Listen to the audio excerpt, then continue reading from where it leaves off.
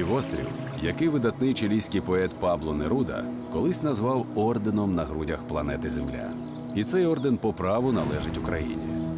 Формально Крим був переданий у склад тодішньої РСР у 1954 році. Але росіяни прискіпливо слідкували за тим, аби півострів був позбавлений будь-якого українського впливу. У Кримській області не існувало українських шкіл. В усіх державних закладах розмовляли російською. Вся місцева культура була повністю зросійщена. Москва ставилася до перебування Криму у складі України як до чистої формальності. В номенклатурних кабінетах добре знали, кому насправді належить цей край. Та на референдумі 1 грудня 1991 року Крим, попри багаторічну політику зросійщення, висловився за українську незалежність. Оголошення Україною незалежності одразу привело в дію дуже такі тектонічні процеси, які, можливо, людьми не були помітні, але вони відбувалися. І одним з таких процесів це була боротьба за Крим. Значит, ответ однозначный. Россия, это понятно. Як свідчить історія, в характері нашого народу немає агресивності.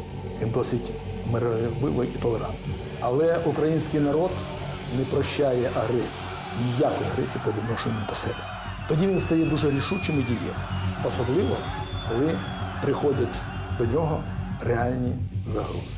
Трудящиеся города Севастополя выражают глубокое негодование политической и национальной политикой руководства Украины. Це було і в 1994 році. Проте ейфорія від набуття незалежності незабаром вщухла, і на перший план вийшли чисельні проблеми, пов'язані зі зламом старої соціально-політичної та економічної моделі. Люди займалися персональним виживанням. Закриття виробництва, зростання цін, погіршення кримінальної обстановки. Все це негативно впливало на психологічний стан людей. В Україні по факту був хаос. В той час хаос не керований через те, що влада перебувала у руках частини комуністичної бюрократії. Вона була абсолютно не зацікавлена в розбудові країни. Ми ж тільки виходили з соціалістичного такого табору, і багато людей, незважаючи на те, що Союз розпався з такою ганьбою, але в свідомості людей все одно трималися певні бонуси, скажімо, безкоштовна медицина. Вони ж не думали, якою була медицина, або там, скажімо, безкоштовна освіта. Швидко змінювалися соціальні ролі. Інженери ставали човниками, вчителі йшли торгувати на ринках, спортсмени створювали бандитські угруповання. Всі виживали хто як може. Величезна кількість людей перебували в фрустрації персональній. Годі й казати про пенсіонерів та інші вразливі верстви населення.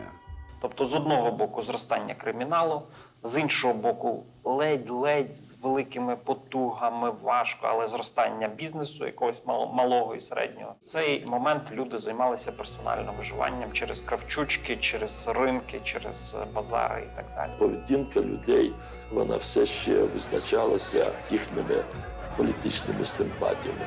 Зрозуміло, що на ці симпатії мали вплив їх економічний рівень. Трансформація повинна була бути цілеспрямованою і дуже швидкою. У нас ми отримали шок на десятиліття і без жодної терапії. Сказати про те, що в Криму життя було гірше, складніше, ніж в інших областях України, це було б неправильно. Бо Крим все-таки по інерції, він ще мав свої бонуси. Туди приїжджали відпочиваючі, і було набагато менше, але вони вкладали свої гроші. І місцеві люди на цьому заробляли. Криму дуже розвинуте на порівнянні з умовами того часу було сільське господарство. Тим часом не дрімали проросійські агітатори в Криму. Далися в знаки десятиліття прихованої антиукраїнської пропаганди. Люди півострова, яких довго привчали до думки, що їхньою справжньою духовною вітчизною є Росія, виявилися вразливими до московських наративів. Там була колосальна кількість радянських пенсіонерів, взагалі радянських людей, і в тому числі радянської агентури. Тих людей, які прямо працювали на КДБ, які були вписані в цю систему. Ну і крім того, пенсіонери військові з усіх частин Радянського Союзу, вони туди час від часу відправлялися. Відповідно, це була така залізобетонна частина так званого електорату, яка була повністю проросійська. Місцеві прокремлівські скоробрехи спекулювали на труднощах перехідного періоду та компрометували саму ідею розбудови незалежної української держави. КДБ СРСР ще наприкінці 80-х розробило таку схему по стримуванню розпаду Радянського Союзу. Тобто вони фактично розпалювали конфлікти де тільки можна. В Придністров'ї, в Молдові і створили там проблему. Потім в Абхазії і Південній Осетії, Карабах між Вірменією і Азербайджаном, в Азії. Тобто постійно закладалися такі міни. І одна з таких мін була кримська. Звісно, кримчан лякали і страшними бандерівцями із Західної України, що сплять і бачать, як встановити у Таврії свої порядки. Якщо у 92-му році у нас основні завдання були пов'язані з Придністровським конфліктом, то у 94-му акцент змістився, і нас здебільшого турбував Крим. Росію агітатори змальовували виключно блакитними і рожевими фарбами, як країну молочних річок серед киселевих берегів. І ця щедра і багата батьківщина начебто чекала на кримчан з розкритими обіймами. Мы сироты сегодня, о которых забыла сегодня Россия. Москва, вони намагалися максимально закласти такі підстави для статусу Криму, які б здійснили б можливість відривати Крим від України. Окремим чинником, що діяв на півострові, було масове повернення додому кримських татар. Це стало відновленням історичної справедливості та подоланням наслідків геноциду корінного народу півострова. В Крим почали повертатися кримські татари. Відповідно, вони поверталися на свої землі, в свої населені пункти. І бачили, що там в їхніх будинках, на їхній землі живуть зовсім інші люди. Це абсолютно природньо викликало значну кількість різноманітних таких гострих, дуже драматичних конфліктних ситуацій. Проте частина населення Криму сприйняла цей процес негативно, чим і скористалися промосковські пропагандисти. В їхньому кривому дзеркалі повернення кримських татар виглядало як таємний план української влади задля сіяння розбрату на півострові. Те, що стосувалося повернення кримсько-татарського народу, тут були свої особливості. Київ віддав цей процес під опіку місцевої влади. Місцева влада напроч була шовіністичною. Вона не хотіла, щоб кримські татари поверталися. Вона не могла зупинити цей процес. Мені, наприклад, сподобалося, як виступав Джемілєв. Він виступив тоді з осудом, що Київ досить м'яко реагує на всі ці події, і я його підтримав. Він у своїх виступах чітко сказав, що кримсько-татарське населення бачить своє майбутнє тільки у складі єдиної України. Дорогие соотечественники, друзья, наше благополучие и счастье будет тогда, когда Украина станет могучей, сильной демократической державой. И я надеюсь, что мы все приложим свои усилия, чтобы это сбылось как можно скорее. Курултай кримсько-татарського народу, меджліс кримсько-татарського народу, ми ці відносини не опускали до якихось дрібниць. Ми завжди говорили про укріплення української незалежності Криму, бо ми, можливо, на відміну від деяких політиків в Києві, усвідомлювали, що чим більше буде українськості в Криму, тим більше буде наш захист. Ми це розуміли. Найбільше українські буржуазні націоналісти в Криму – це кримські татари. Вот театр тарапы на ярмарке. Заумен тарапы да бой.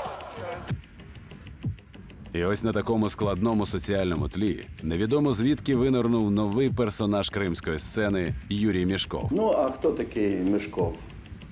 Це ж не політичний така фігура.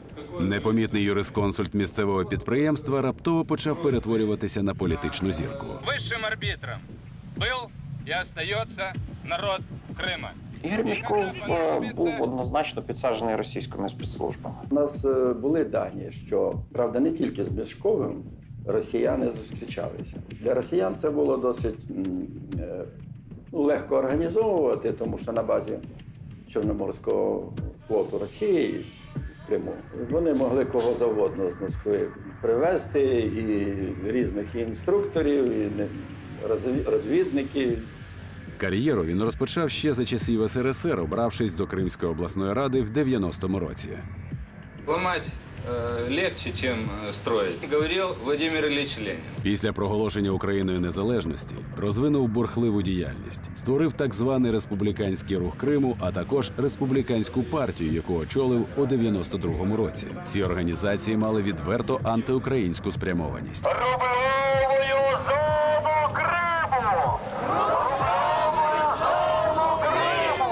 Когда понадобится, вы свое слово скажете. Юрий Александрович, президент, ура! Президенту нашего, все равно. Процесс. Стрімкому просуванню Мішкова сприяли із Москви. Російська Федерація охоче підтримувала своїх палких прихильників. Дуже в короткий термін ця людина, яка вийшла невідомою з таких маргінальних кіл, він стає президентом країни. Причому з дуже серйозними відсотками. І він по повній програмі почав використовувати оцей свій ресурс. Давай, знаешь, за что выпустим? За то, что нам никогда не пришлось стрелять из этого автомата. И за то, что Мешков стал президентом. Да? Ось двоє московських емісарів, прикріплених до політика. Віталій Гавриленко і Костянтин Євдокимов приїхали з РФ в 93-му році та занурились у республіканський рух Криму. Стали радниками Юрія Мішкова, а в анкетах місцем роботи вказали ФСБ. І це було помітно по всьому. Як вони добирали його команду, буквально вставляли туди росіян, главу уряду, там всяких міністрів його і навколишнього, охорону йому підбирали. Тобто він був повністю зав'язаний на спецслужби. 28 января встреча после телевизионных дебатов Юрия Александровича со своими приближенными. Вот они, подлинные герои сегодняшнего дня. Вы их видите крупным форматом на экране телевизора. Кримським виборцям просто підсунули його. 13 жовтня 93-го року Верховна Рада Республіки Крим всупереч Конституції України утворила нову посаду, яка отримала офіційну назву «Президент Республіки Крим». Згідно з цим рішенням, на січень 94-го року були призначені президентські вибори. Для Юрія Мішкова вони стали зоряною годиною. Популярність його сягнула максимум. Зарядили всі проросійські організації, відповідно через російські спецслужби. І вони сформували йому більшість. Мішков був типовою фігурою свого часу, нахабним пройдисвітом з добре підвішеним язиком. У нього не було жодної серйозної політичної програми. Если он серьезно собирается выполнить свои предвыборные обещания, то я не вижу путей, как он это сделает. Єдиним козирем Мішкова була його відверта антиукраїнськість. Если одним словом охарактеризовать то, что происходило на сессии Верховного Совета Украины, я могу назвать это слово – истерия.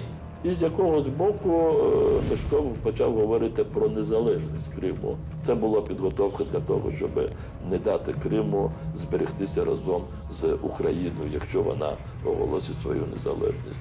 І він став одним із рупорів радикального промосковського руху. На жаль, обдурені багаторічною російською пропагандою кримчани повелися на його обіцянки. Планируем 3 раза. Мешков, мы с тобой. Мешков, мы с тобой. Мешков, мы с тобой. Мішков вийшов у другий тур виборів і переміг з результатом у майже 73% голосів. Крым становится демократической республикой с президентским правлінням. У зв'язку з обранням президентом Криму Юрія Мішкова ситуація почала загострюватися. Ми розуміли, що міліція Криму повністю знаходилася під контролем президента, тож вони виконували накази, які не зовсім відповідали наказам уряду України.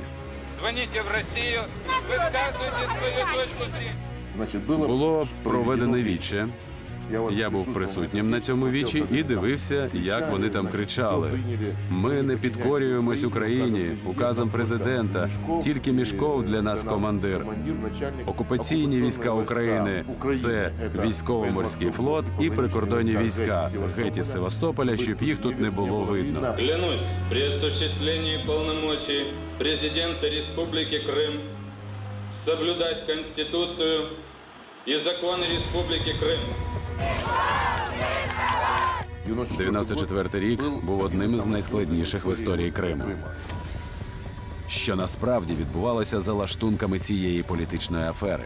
Немає сумніву, що Росія від самого початку існування незалежної України мріяла відірвати від неї Крим. Если мы все вместе встанем, то у нас воспрянет наша Россия и пройдет возрождение через наш Крым. Ситуація під час створення там Республіки Крим та зміни Конституції про те, що там президент повинен вибрати президента, вона нам дуже військовим не подобалась, але ми політику не мали права вмішуватися і тому спостерігали тільки зовні за цим питанням. Мішков був пробною кулею, запущеною російськими спецслужбами в український політичний простір. Мовляв, подивимося, що йому вдасться зробити. Народ выведет и поставит руководить или вас, Верховный Совет, или меня, президента Республики Крым. И решать это будете не вы и не я. На допомогу йому прибули агенти російських спецслужб. Вони стали його радниками, охоронцями і водночас таємними спостерігачами. Исторические кадры. Почему у вас волчий взгляд? Мы сделаем чуть попозже. Да? Как только вот республика вздохнет чуть-чуть. Ось унікальне відео, що опинилося в руках українських оперативників. Мішков зі своїми посіпаками у неформальній обстановці. Все це радше нагадує воровську малину, ніж місце відпочинку державного діяча. Вот глава президентской гвардии. Хорошее русское лицо. За вказівкою новообраного президента Московську гвардію розмістили в елітному санаторії із символічною назвою «Росія». Сам Мішков постійно курсував між Симферополем та Москвою, звітуючи своїм справжнім господарям. В його численних промовах часто звучали слова «Республіка Крим», без жодної згадки про Україну. Президент Республики Крым Юрий Мешков. Помилка України полягала в тому, що ми грали з цими проросійськими діячами. Крім російських агентів, іншою силою, на яку спирався Юрій Мішков, був місцевий криміналітет. Бандити давно поділили між собою півострів при повному потуранні кримської влади. І новообраний президент, який обіцяв боротися зі злочинністю, насправді став з нею співпрацювати. Начать продуманную и результативную борьбу с преступностью. Гангстери потягнулися у владні коридори. Ось цей чоловік, що шмаляє у повітря, кримський кримінальний авторитет Євгеній Поданєв.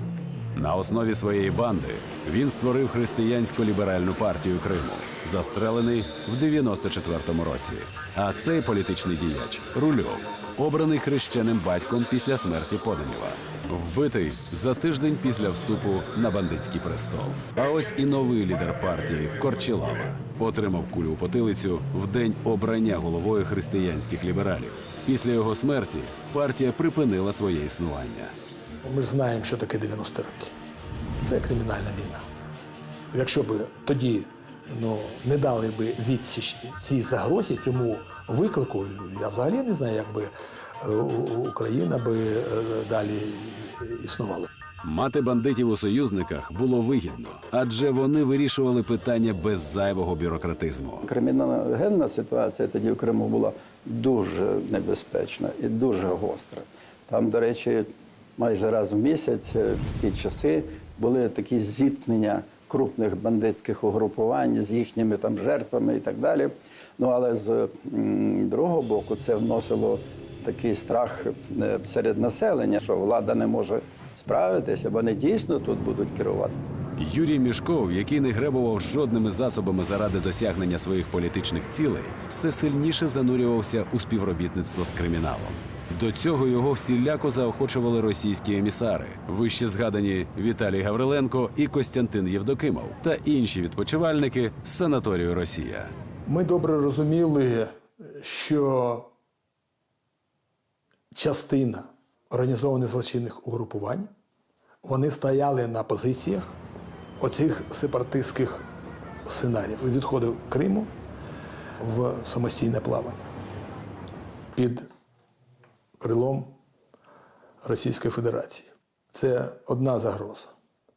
Інша загроза зі сторони організованих злочинних угрупувань – це фактично те, що їх мета повністю підмяти під себе всю економіку Криму. Проте місцеві гангстери були слабо керованими. Між ними постійно спалахували бандитські розбірки. Чикаго 30-х меркне у порівнянні з Кримом 90-х. Всі спецслужби світу використовують кримінальний світ разово для виконання терористичних акцій.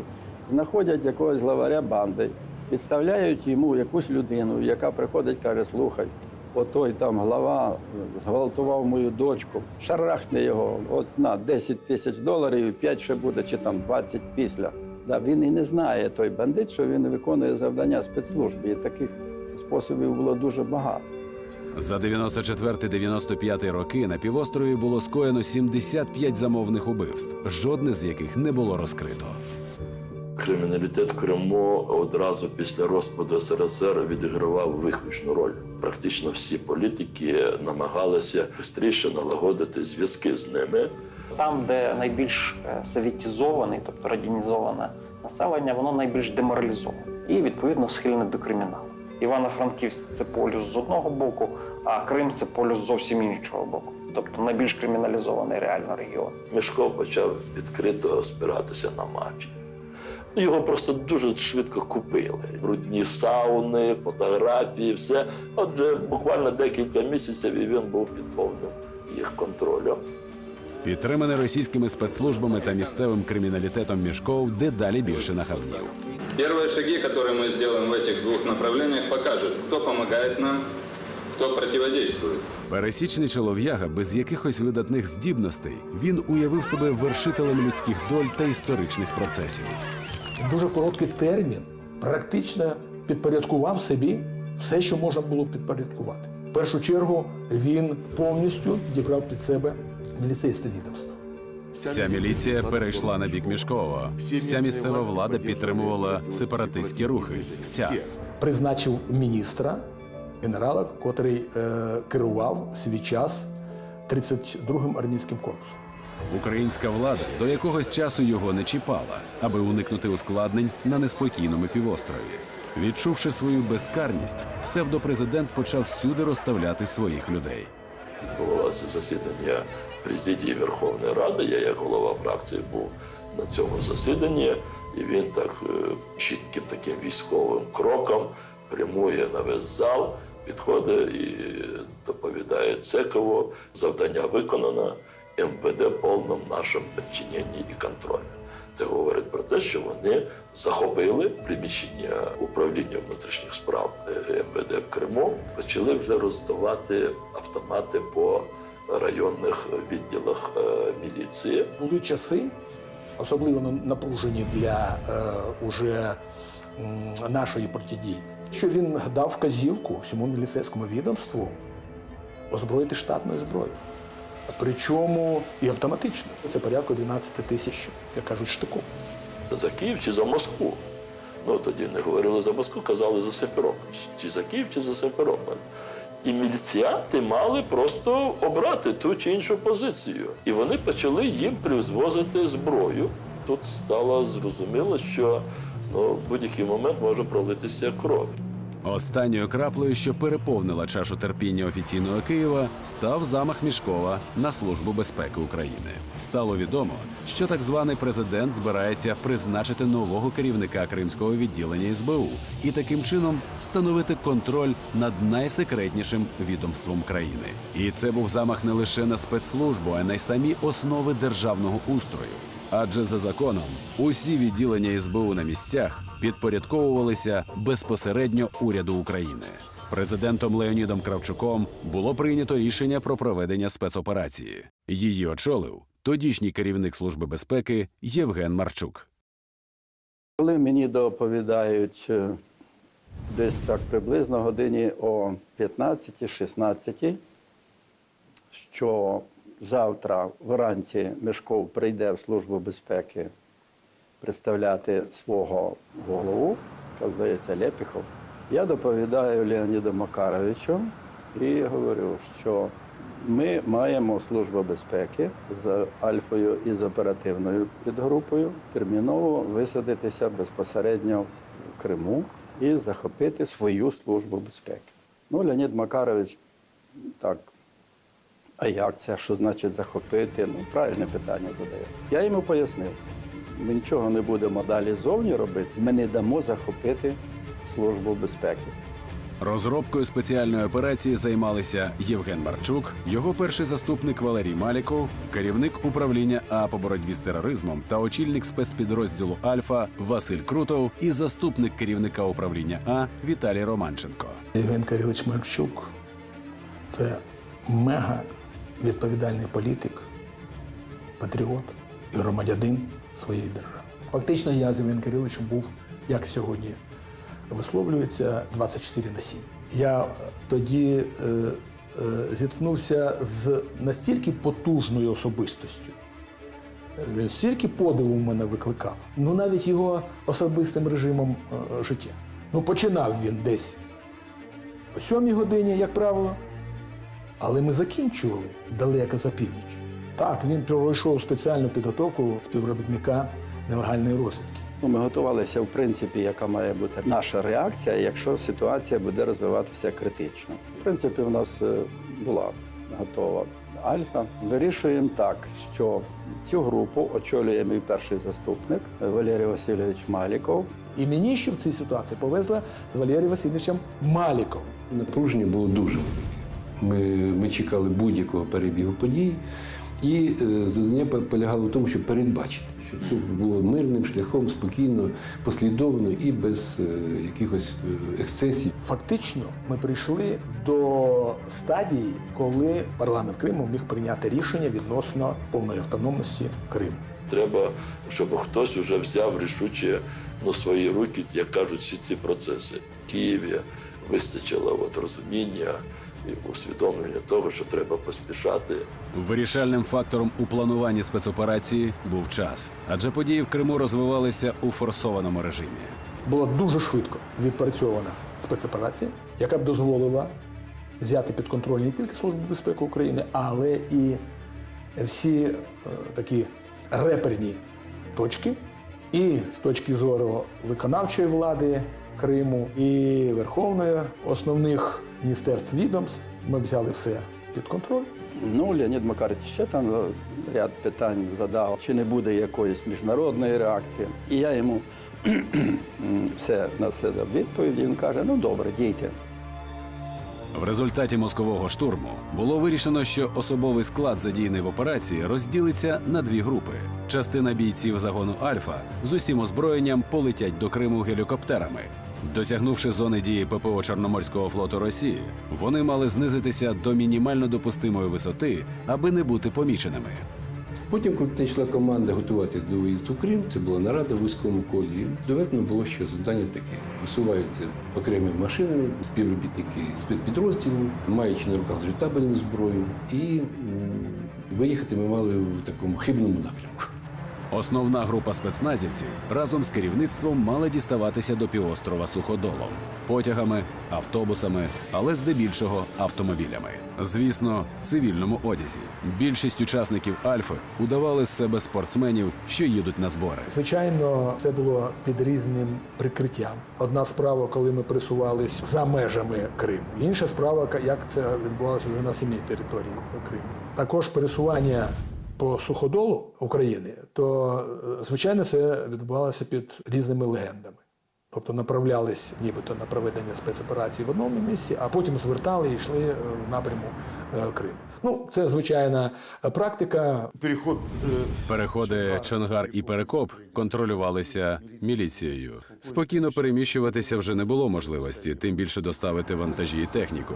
Ми з Крутовим їхали автівкою, спочатку до Запоріжжя моєю особистою, потім пересіли на іншу. Нас добряче доглядала міліція. Наш підрозділ перекидався в інший спосіб. Люди переміщувалися морським транспортом, повітряними застосуваннями гелікоптерів, прикордонних військ, автомобільним і залізничним. Так само були перекинуті озброєння і боєприпаси. Отримали інформацію, що МВС практично на стороні Мішкова. Тому висувалися невеличкими групами. Навіть якщо йшли машинами, заходячи до Криму, то не йшли колоною, а окремими машинами з повним екіпажем. Паралельно з прибуттям спецназу на півострові було розгорнуто операцію прикриття, в якій брали участь українські прикордонники та війська спеціального призначення. Я дав команду збільшити кількість резервних груп для блокади з усіх сторон підступів до військової частини, роздати їм холості патрони з офіцерам бойові і зосередити все це в підрозділах. В Криму існували силові структури, що являли реальну небезпеку. Перша – російський Чорноморський флот, і друга – промосковські козачі формування, професіонали та любителі, справжні бійці та ряжені вояки. Але і ті, і інші могли втрутитися в перебіг подій на боці Мішкова. Два фактори, які могли б перевернути всю ситуацію в Криму, це захід козацьких колон. Вони своїми патрулями покрили всю територію півострова. Тому наше завдання було відслідковувати будь-які пересування колон. І другою загрозою була 810-та бригада морської піхоти в Козачому, яка теж могла маршем вирушити до Сімферополя. І я так думаю, що там сил якихось особливих, які б могли протидіяти, не було. У мої обов'язки входило спостереження за загальною ситуацією від Сімферополя до Феодосії. Я на цей відрізок я відповідав. Було ухвалено рішення, і всі дороги з Сімферополя, які виходили на Феодосію, на Євпаторію, на Севастополь, були перекриті нашими бронегрупами. І завданням було не допустити можливого прориву до міста. Як вела себе столиця в критичних ситуаціях. В 94-му році Київ не тільки показував зуби, проводячи спецоперації, але досить серйозно включався політичний компонент. І Верховна Рада, і там спеціальні комісії, і президентські структури, і військові, і спецслужби. Але найголовніше було те, що тоді Київ давав кожен майже день по одній, а то й по дві, а інколи більше команд, що робити, як себе вести. Київ в цілому реагував зовсім не так, як в 2014 році. Були сформовані рухомі групи. Це, як правило, офіцер, кулеметник, гранатометник, снайпер, 2-3 розрахунки РПГ і 2-3 автоматники. Такі групи, які б могли у першу чергу на машині легко проїхати, перекрити десь якесь перехрестя, допомогти виставити важку техніку. Треба було враховувати і кримінальний фактор. Злочинні угруповання постачали Мішкову своїх бойовиків, яких він використовував у критичних точках, зокрема в якості спостерігачів за силовими відомствами. Будівля Сімферопольської служби безпеки знаходилася під щільним наглядом братви. Ситуація ускладнювалася ще й тим, що поруч з СБУ у будинку знаходилося управління внутрішніх справ, а міліція була на боці Мішкова. Уже в передмістя Сімферополя зайшли практично за 1,5-2 дні. Розмістились там, значить, на певні, навіть там готелі, але під прикриттям там спортивних змагань. Там Обстановка була... На той час ситуація була непроста в кримінальному плані в Криму. Тому адміністратор готелю каже, ну я ж не питаю, які ви спортсмени.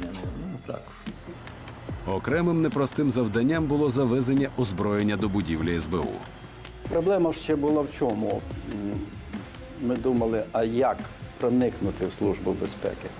Оперативний задум полягав у тому, щоб спецназівці, аби не викликати підозр, зайшли всередину якомога непомітніше. Поява людей з автоматами у бронежилетах спровокувала би непередбачувану реакцію мішковських посіпак. Тому стволи були доставлені до Сімферопольського відділення заздалегідь і в доволі незвичний спосіб. Нам повідомили про те, що всі підходи до будівель Служби безпеки контролюються молодими людьми, такими групами спортивної, міцної статури. Тож було ухвалено рішення увесь особовий склад машинами виконати в центрі, в районі управління, Та в пішому порядку по одному, по дві, по три особи протягом 30-40 хвилин зайти в управління під виглядом співробітників цього ж управління, не привертаючи до себе уваги. Зрозуміло, що ми не могли заходити через центральний вхід. А це приміщення, це велике, таке декількаповерхове, і воно огороджене, ясна річ, там таким тин, як кажуть українською. Тобто нам треба було проникнути таємно в двір і стрімко проникнути в саму Службу безпеки. Їхав автобус, я його зупинив, попросив усіх вийти, заплатили водію, завантажили зброю і людей. Це був пазик жовтого кольору. Заїхали на територію МВС. Нам вдалося буквально за 10 хвилин, поки не закрилися ворота, завести зброю і боєприпаси. Впродовж півгодини-години особовий склад було розставлено по місцях, снайпери, кулеметники, і всі були готові до проведення певних заходів. Момент істини настав 19 травня. У той спекотний четвер 94-го року Сімферополь жив своїм звичним життям. Розпочинався літній сезон, і до міста почали прибувати курортники. Спецназівці теж розраховували відпочити, адже цей день був оголошений вихідним. Проте зранку особовий склад Альфи був піднятий по тривозі. Проблема в тому, що потрібно було війти, щоб це не викликало якогось резонансу в самому управлінні. І друга полягала в тому, що це будівля СБУ, це частина квадрату, половина якого займало управління внутрішніх справ. І при всьому цьому ще й дах спільний. Ми передбачали, що прийде сам Мешков. А він же може прийти з озброєними людьми. І може бути сутичка, може бути стрільник. Тобто ми декілька перебирали варіантів, як може розвиватися ситуація. І ясна річ, що це могло резонанс вийти на політичний рівень, і в тому числі аж до Москви. Коли мова йшла про захід уже сам будинок Служби безпеки України, тут інша тактика була. Заходили по 2-3 чоловіки під виглядом, звичайно, в цивільній формі, для того, щоб зайти вже силовим якимось певним, вже силовим складом, а це вже зброя і все інше, то на цей час в актовому залі провели якусь там таку нараду, всіх зібрали співробітників в актовому залі. І в цей час ми зайшли і відпрацювали. Учасники спецпідрозділу, одягнені в цивільне, заходили до будівлі СБУ за службовими посвідченнями по одному, по двоє, аби не привертати зайвої уваги. Майже всі місцеві співробітники були на нараді в актовій залі, тому коридорами ніхто не плентався. Хутко, але без зайвої метушні, хлопці рухалися до обумовленого місця. Точкою збору було приміщення, в якому знаходилися зброя та спеціальне спорядження. На той період у нас була своєрідна форма. Своєрідне озброєння. Тоді ще ніхто не знав, а у нас на озброєнні вже були тиги. Це каски, вага яких близько 4 кілограмів, з броньованим склом. Чорний одяг, такі, тіги з забралами, спорядження певне, такі берці високі. А головне, оці кремезні хлопці, оці обличчя справжніх бійців по духу і по дії, вони справляли серйозне враження. За лічені хвилини рядові, здавалося б, СБУшники перетворилися на грізних бійців спецназу. Їхній зовнішній вигляд був своєрідним меседжем від центральної влади. Українська держава відновлює контроль над півостровом. Сепаратизм не пройде. Отримавши зброю та спорядження, спецназівці швидко розосередилися по будівлі. Це було для нас суттєвим моментом, саме оця миттєвість і раптовість. Взагалі, будь-яка спецоперація – це раптовість, це миттєвість і, звичайно, точність вивірених рішень спочатку, а потім дій. Доцільність цієї операції була очевидною. Іншого виходу не було. І те, що ми нікому не сказали, не попередили нікого, в тому числі і начальника СБУ, якого вранці зустрічала наша Альфа, коли він приходив на роботу. Але потім все порозумілося, він трохи ображався. Головні питання – це підходи до будівлі та вузлові точки, які дозволяли контролювати все зверху та мати сектор обстрілу. Далі все відбувалося дуже швидко. Українська Альфа повністю взяла під контроль будівлю СБУ в Сімферополі.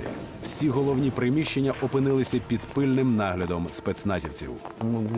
Ми швидко зайшли, швидко перевдяглися, озброїлися, взяли під охорону будівлю, і коли хлопці вийшли вже з актового залу, у них була повна несподіванка. Бо будівля вже була під контролем. Коли вже вийшли співробітники з цієї наради, коли вони побачили, що всі поверхи зайняті нашими людьми, отут вже, як кажуть, полегшення відбулося у них чисто таке психологічне, да, на те, що є певна підтримка, бо вони ж розуміли, що відбувається в автономії. Хлопці, коли вийшли, в них була приємна несподіванка. Потім вони підходили, казали: хлопці, від серця відлягло, дякуємо, бо одразу напруга спала. Ми почуваємося тепер захищеними, можемо працювати далі. Якби ми тоді не захопили Службу безпеки в прямому розумінні, і Мішков призначив свого, і почалося б формування по-новому там Служби безпеки, але в критичний момент Київ показав, що він може й показати зуби. Кілька бійців спустилися вниз з метою проконтролювати вхід до будівлі. Бандюки, що несли вахту ззовні, почали щось підозрювати. І навіть заслали свою шістку, щоб вона глянула, що відбувається. Побачене справило на братків неабияке враження. Я розставив людей по небезпечних напрямках. На вхід поставив хлопців міцніших. І там, де ми могли продемонструвати, зараз я про це скажу, ми це демонстрували, публічно демонстрували. Ці ситуації це вносило певний якийсь хаос, якусь нервозність в їх діяльність, що і насправді це було дуже важливо для уже нашого сценарію. Бо це робило більш легшим вибудовувати ту ситуацію щодо такого політичного, дипломатичного урегулювання цієї ситуації там, щоб не доводити до рівня протистояння. Ще хочу зауважити, що перед цим за добу невідомими особами було знято дошку Служби безпеки.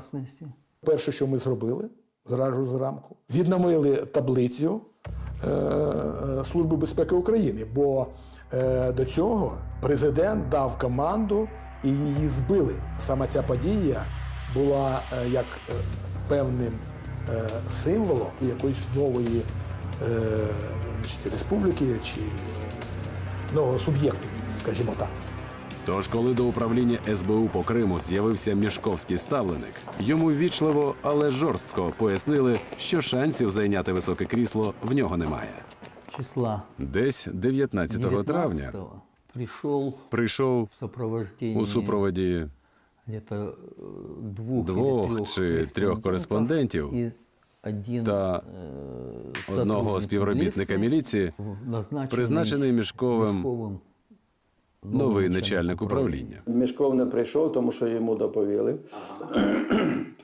А прийшли його представники і зустріла Альфа наша. І вони побачили, що це не місцева, СБУ зустрічає. Його зустріли хлопці, я зустрів його. Дуже чітко запам'ятався саме цей момент, його бліде обличчя. В руках, що тряслися, папка з указом. Його запросили нагору, провели з ним розмову.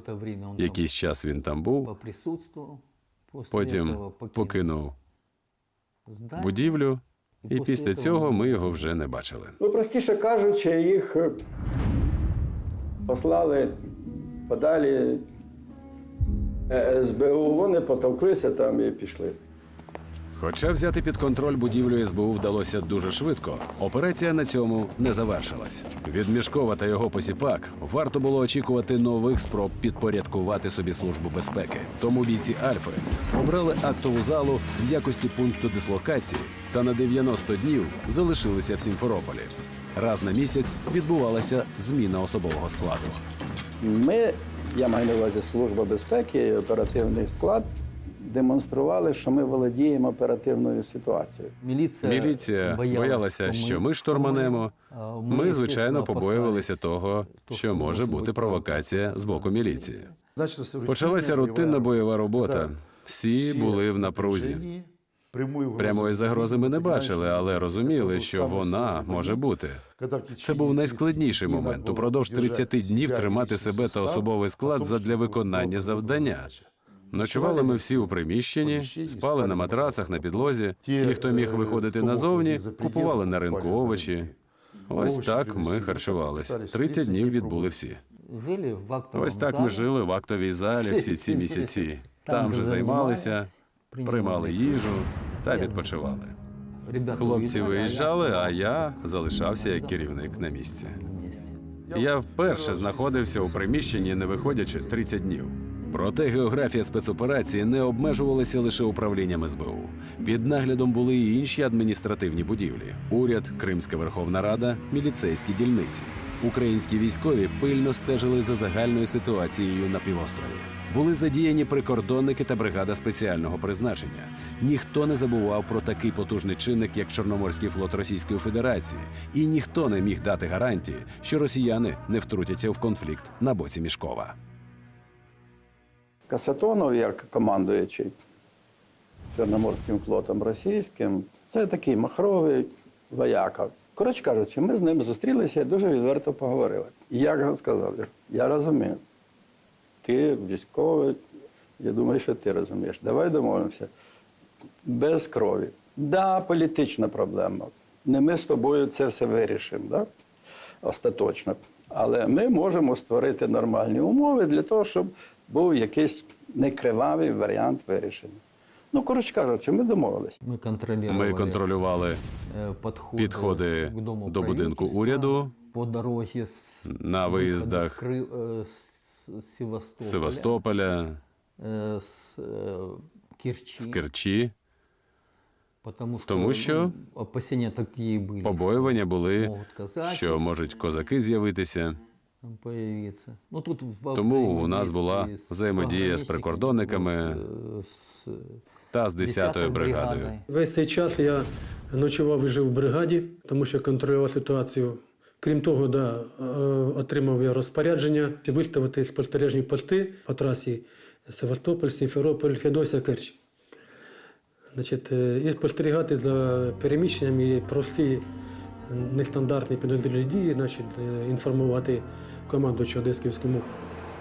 Всі ці злагоджені дії призвели до того, що кримський маятник хитнувся в бік центральної київської влади. Україна показала, що не збирається толерувати будь-які прояви сепаратизму. Силовики продемонстрували готовність до жорстких методів, і проросійські елементи злякалися. Мішков почав стрімко втрачати авторитет. Цьому посприяв і його конфлікт з місцевим парламентом. Згодом він перетворився на того, ким був від початку – маргінала з нічим не підкріпленими амбіціями. Все це призвело до того, що цей режим Мішкова, він практично став яловим, ніяким, беззмістовним. І зрештою все звелося до того, що він з кабінету свого щось там махав прапорцем, всі дивились на нього як на місцевого божевільного.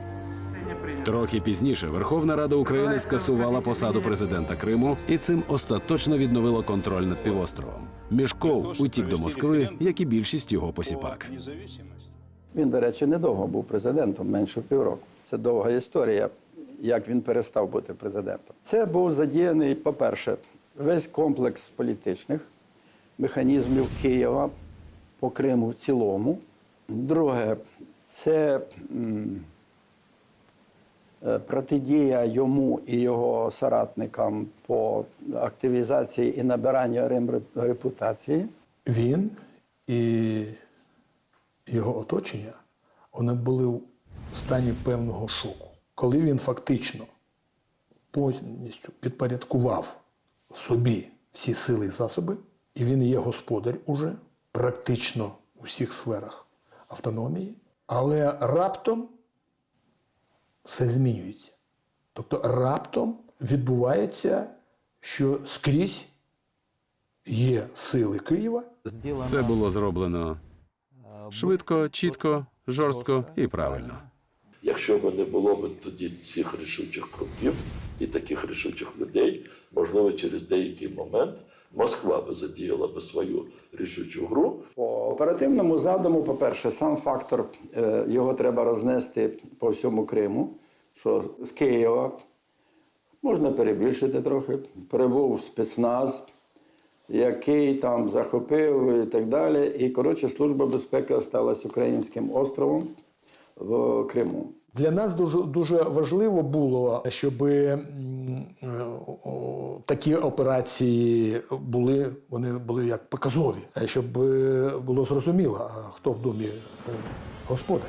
Розголос цих речей, він показував, що центральна влада, вона діє. Протидія проросійським силам у Криму в 94-му році стала однією з найуспішніших операцій Служби безпеки України. Наступні 20 років Крим жив мирним, спокійним життям, як невід'ємна частина України. Проте буремні події 2014 року, злочинний напад Росії призвели до окупації півострова. Відразу після дезертирства Януковича та його посіпак серед київської влади не знайшлося людини, яка б взяла на себе відповідальність за силовий опір агресору. Та й росіяни за цей час стали сильнішими, вправнішими, нахабнішими. У 2022-му з початком повномасштабного вторгнення розпочався другий акт трагедії Криму. Але ми, українці, твердо знаємо, що ця земля належить нам.